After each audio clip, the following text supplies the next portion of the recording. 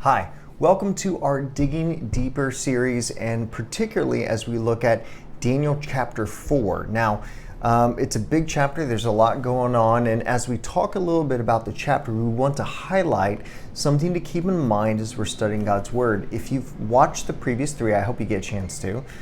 We were focusing on kind of three different things to highlight about observation, the ability to kind of look and track with what is actually happening in the text, what's being said, how is it being said, how's it organized, just some of those different facets.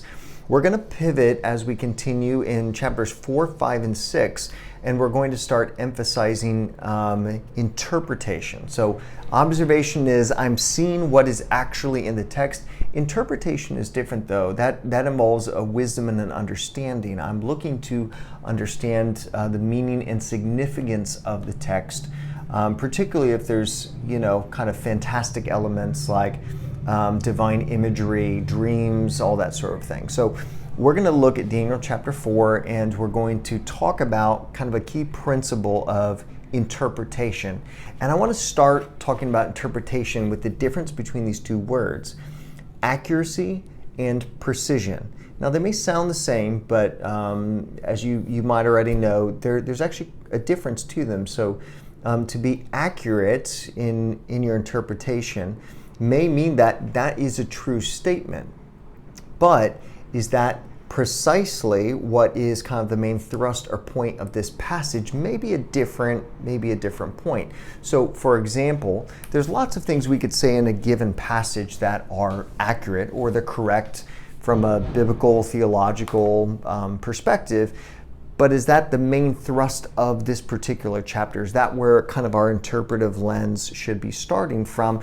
Not always. So, for example, in this chapter, we saw Nebuchadnezzar had this dream and this imagery of a tree that ultimately was cut down and its fruit scattered with these bands of iron put around it. But God said, in this interpretation, it represents Babylon, and more particularly Nebuchadnezzar and his pride and arrogance. It will be cut down, but if he responds in this moment of humiliation and a moment of rebuke with an appropriate confession towards God, then he could be restored and be brought back. And so when we look at this chapter, there's a lot going on. I mean, there's a lot of things that could be true and that are true, but it can sometimes keep us from landing on what is the main thrust to be starting from in our interpretive lens here.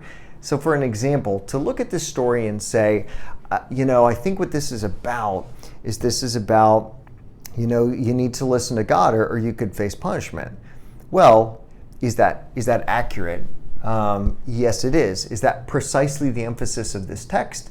No, I would say that that's a point that is accurate and could be made, but that's not the primary thrust of what we're saying here. Or, for example, you could say, God is the one who brings healing. God's the healer, and He can even heal mental issues. Well, is that true? Absolutely. That's very accurate. But that's what is precisely the point of this text? It's one of the things that you could make, but is that the main thrust? No, not really. So how do we start with our interpretive lens by focusing on, of all the things that could be said, how do we know what kind of is the main point of this? Well, it's different by type of literature you're looking at. So this is kind of a narrative and a little bit of a prophetic structure. But keep your eye out for any of these moments where it comes to something and we say, and this is the point, or and this is the purpose, or the kind of something that feels like the conclusion of the matter. That's a good point to start checking out to see if we've identified what's kind of the main thrust for our interpretation. So, for example, when we're reading through this chapter and we're studying it, by the way, if you remember our topic on observation and form and structure, if you notice the form and structure, it starts with this proclamation, this psalm pericope of confession of saying, this has happened to me, I now acknowledge the God of heaven, I want you to learn this lesson. And we're not told what the lesson is first. We're told, wow, Nebuchadnezzar's had an amazing change. And it's supposed to trigger within us the way the story is developed. I wonder what happened. What was it that took place? And then it creates some intrigue, but we don't actually find out till we get to the end of the text. The structure is kind of an interesting way to tell the story, if you will. But as we're reading the story and we get to the dream, we see one of these moments where it kind of highlights for us, oh, this is one of the key thrusts of the text. Should guide our interpretation, what the text is kind of signaling as the key point. So an example of this, when he's talking about his vision and Daniel is recounting it for him, he says in verse 17, "This sentence is by the decree of the watchers, the decision by the word of the holy ones, to the end." Okay, this should be a flagging word for us.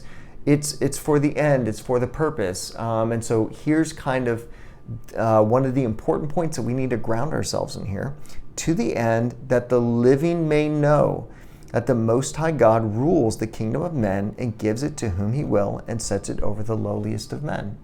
So if you remember, this harkens us back to earlier in Daniel, particularly chapter 2, where you have this almost song that talks about this big idea that God is in charge of everything and that he's a king above all kings. And here we see it again.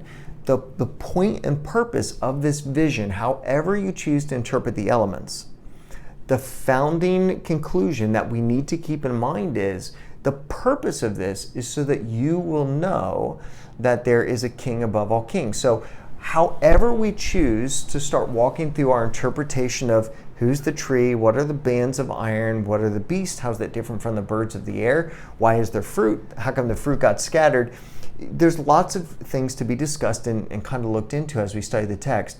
But we want to start with this grounding statement and conclusion as a main thrust. However you interpret these individual elements, this is the point. Now, not all texts tell us the point that clearly, but Daniel 4 is a great one to start with because it's very clear on the emphasis. That this is the purpose of this. It should make people go, oh, I need to believe that there is a king above all kings. Now notice, when we're observing the text, it really strikes us that this isn't even about Nebuchadnezzar at this point. Nebuchadnezzar isn't even mentioned in this moment. It's actually all the living, all the people. So this is a lesson that even though it's Nebuchadnezzar's dream, its application about understanding the King of Kings and the ruler of heaven and earth needs to be understood by everybody. So that's going to be really helpful for us to go, oh, there's so many things going on, but here's one of the key thrusts that we need to keep in mind. So when we're interpreting, there's lots of things that it may be accurate to say is true, but what is precisely the thrust of the given passage is going to really help us in our interpretive grid here. It's not just said there. We actually see this kind of coming again. We have the benefit of hearing from Daniel what we should be thinking when we hear this. Look at verse 24. "This is the interpretation, O king. It's the decree of the Most High that has come upon my Lord and King, that you shall be driven from among men, your dwelling shall be with beasts of the field, you shall be made to eat grass like an ox, and you shall be wet with the dew of heaven, and 7 periods of time shall pass over, till you know." So all this is going to happen until we hit this moment, and that should signal to us that, okay, this is a significant thrust, and we need to make sure our interpretation is kind of grounded in this content here. Till you know that the Most High rules the kingdom of men and gives it to whom he will. It sounds very similar to what the message was earlier. And when we put those two together, what we're left with is going, wow, this is so important. However we read and interpret this passage, it should have equaled that all the people that heard Daniel speaking in the courtroom should have taken this lesson away. Oh, there's a king above all kings. That Nebuchadnezzar personally, once he went through this, should have taken away this kind of key interpretation. Oh, I need to acknowledge the King of Kings. And for us as a readership today, as we're looking at this story, however we're choosing to interpret the individual elements, this is kind of where it needs to land for us. And so the benefit of when we enter into and start going, we're not just observing the form of the text, the structure of the text, repetition of words, kind of emphases. What is the key thrust, the kind of focal point of the text? Because we could spend a lot of time saying, well, there's all these other things that are true, and that's absolutely true and accurate. But it's important for us to start, but what is precisely the point? And start from there, and then we can build off on some of these secondary thoughts and evaluations. But it's important to start to understand precisely what is the main thrust of the text, even as you may choose to build off some of these other lessons and things that we want to account for. So keep in mind, as you're studying through Daniel, these next couple of chapters are going to be really interesting for us to engage in this topic of interpretation. So as you're going, try to do a reading of the text, observe it well, and then as you're starting to think of how to interpret it, look for those key or signal phrasing that comes to you and says, this is the point. And let's make sure that we're trying to be focused on and understanding that point, even as we might start to build some other things in it as well. Okay, now I'll give just a couple things to cue you up, hopefully to whet your appetite to look into and dig into a couple of topics within this as you're practicing how to process through studying the Bible with some of these tools that we've talked about. A couple of really fascinating things to discuss is Daniel's interaction with the king. You might think that someone who is a kind of who's been brought over as a slave and has been forced to work for this guy, for some time, that he would have this moment of aha. But it's really interesting how Daniel has empathy for the king and how Daniel appeals to the humanity of the king. That's kind of an interesting thing. How do we interact with those, even if we're a part of interpreting or proclaiming God's justice and the wrongs of sin and calling people to repentance? And he does a very clear call, but even in those moments, how do we do that? What's our posture? What's our attitude? What's our hope for the person? That not only extends to prophets in a king's court, let me just say that extends to people on their phone, on social media, right? How do we think through that? What does Daniel have that's instructive for us in that? Is a really interesting thing we didn't have time to discuss in the message. And then when we talk about kind of the focus of this text, how is God's sovereignty on display here? From the imagery that's in there to knowing exactly what Nebuchadnezzar would do 12 months from the time that Daniel talks, to the very facts that you don't see Nebuchadnezzar's change of heart. It was God who changed him back to his moment of sanity. How does this set the stage for this conversation between the sovereignty of God and yet the responsibility of Nebuchadnezzar as well? This is a big point of tension throughout the book.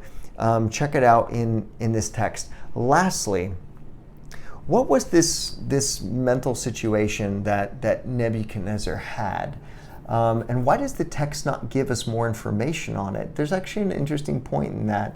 When it raises these such interesting questions that we're frankly just not told, why might that be? How might that shift our focus and help us to kind of stay on track and finding what is the key thrust as we're interpreting this text? That's a little bit about Daniel chapter 4. Next week when we hit Daniel chapter 5, we're going to talk about the importance of history and historical research and what to do when it might seem like history is saying something different than what we're seeing in the biblical text. So join us next time for Daniel chapter 5. Happy studying.